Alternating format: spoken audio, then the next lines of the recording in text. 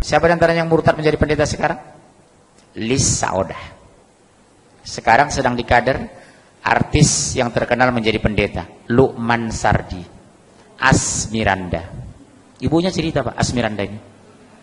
Ternyata beberapa bulan lalu, Asmiranda ini pulang.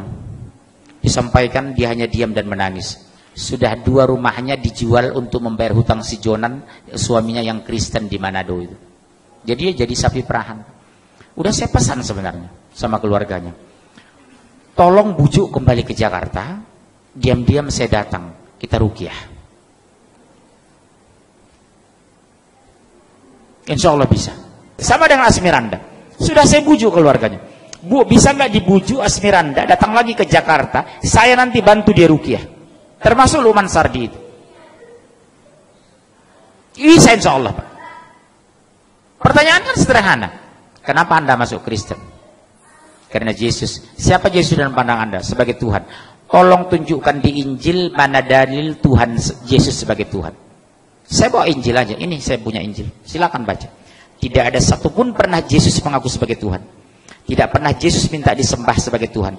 Bunda Maria yang terdekat kepadanya tidak pernah menyembahnya. Terus mana landasan Anda menyembah Yesus? Bapak punya doktrin ini loh sama anak.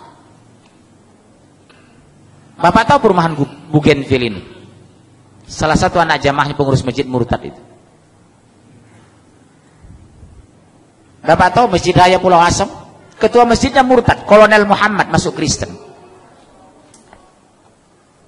Kolonel Marinir, Pak. Masuk Kristen menjelang meninggal. Ketua masjid Pulau Asam, Jakarta Timur itu. Orang kaget, Pak. Begitu didatangi melayat pengurus masjid, sudah haleluya. Ternyata menjelang meninggal dia masuk Kristen. Ketua masjid loh, Pak. Bilang apa gitu? Makanya sekarang penguatan di akidah di rumah tangga luar biasa nomor 1. Satu diantaranya apa? Dekatkan anak kepada Al-Quran. Enjoykan anak dengan Islam. Gembirakan anak ke masjid. Jadikan masjid pusat pembinaan anak Islam. Sekarang maaf. Begitu seriusnya kita di sini orang tua, jujur, kemana anak-anak muda kita? Kenapa tidak hadir di sini? Jujur, ayo. Kalau anak saya paksa ke masjid ikut saya. Subuh itu anak-anak kecil saya bangun itu jam 4. Bangun ya nak, kita ke masjid ya nak, bangun nak, bangun. Nanti kalau terlalu capek kamu, habis dari masjid tidur ya nak. Tolong jawab ayah lo nak. 1 menit pun ayah tidak bisa masukkan kamu ke surga lo nak, demi Allah. 1 detik pun ayah tidak bisa mengeluarkan kamu dari neraka. Yang membuat kamu masuk surga kalau Allah ridho sama kamu loh nak, demi Allah nak. Doktrin saya seperti itu. Ke masjidnya nak, bujuk anak ke masjid, banguni dengan kelembutan.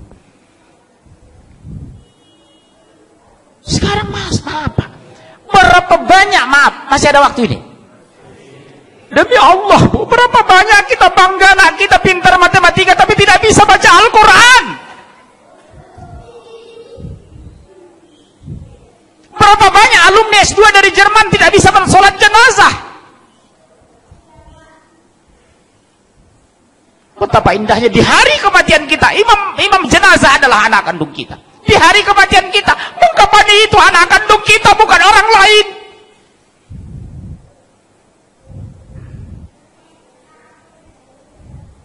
Saya pergoki Pak, demi Allah, jamaah saya 9 sekeluarga, semua orang kaya, 5 laki-laki 4 perempuan. Di hari kematiannya sibuk nelpon saya, tolong Ustadz carikan yang memandikan ibu kami. Subhanallah,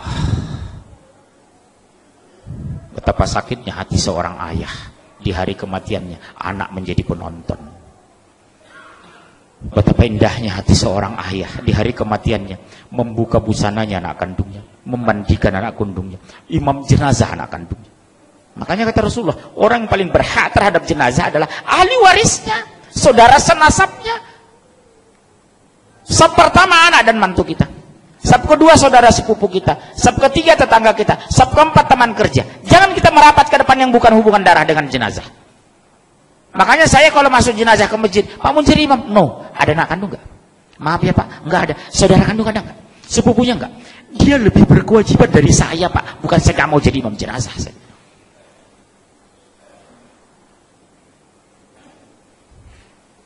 Hati-hati loh Pak sekarang. Silahkan S2 ke Jerman, S3 Swedia. Tapi basic agama harus kuat. Apa yang kita banggakan nanti di hari kematian kita Pak? Anak menonton jenazah kita, subhanallah.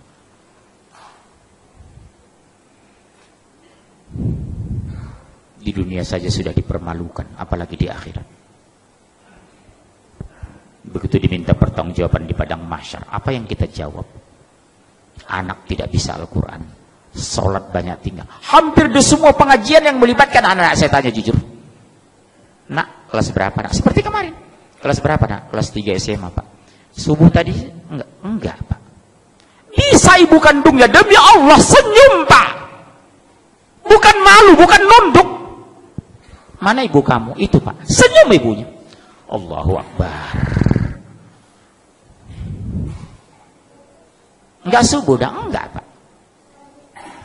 Sering tinggal sholat? Sering. Sholat apa? Subuh dengan Isya. Isya kecapean, subuh kesiangan. Ibunya santai Pak. Maaf ya Pak, demi Allah. Tolong kita koreksi istri kita di rumah pulang nanti, tolong kita koreksi. Bagaimana Allah membela kita? Allah biarkan akidah terluntar.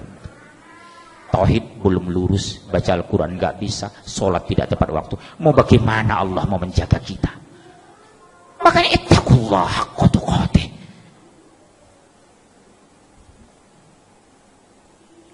Jujur Pak, kita bangga kadang anak kita S2, S3, tapi kita koreksi agamanya. Sudah bisa nggak anak sholat jenazah? Kalau seandainya Allah takdirkan ayahmu meninggal, sudah bisa nggak mimpin jenazah? Masya Allah, subhanallah. Ini renungannya Pak. Saya nggak tahu apa ada masjid lagi 50 tahun lagi di Jawa Barat. Saya nggak tahu apa ada lagi sholat orang di Pasaman 50 tahun yang akan datang. Di sana Pak sudah banyak masjid yang kosong Pak, di Pasaman itu. Disuruh sholat, maaf saya pakai bahasa Padang. Anda ada piti di masjid. Bapak yang orang Padang Pak, hati-hati sekarang. Di Pasaman itu Pak, sudah banyak kita pergoki masjid yang terlantar, tidak ada azan lagi. Kita ajak sholat Pak, Pak ke masjid Pak, nggak ada uang di masjid, ngapain ke masjid? Sumber loh. Yang dulu saya bangga dengan orang Aceh, yang dulu bangga saya dengan orang Padang, sekarang kebanggaan itu berkurang Pak, mungkin habis tergerus. Di mana lagi pertahanan Islam di Sumatera? Dulu saya bangga dengan orang Sunda. Setelah masuk saya Cianjur, ternyata sudah dipenuhi gereja. Makanya Pak, demi Allah, pulanglah ke kampung, pulanglah. Berjuang ini Pak, berhenti kita mati, mundur kita hancur. Subhanallah. Apa yang kita benahi? Kondisi akidah, tauhid ini. Di sini Pak. Tak mungkin anak mau sholat kalau tidak mengenal Allah. Subhanallah.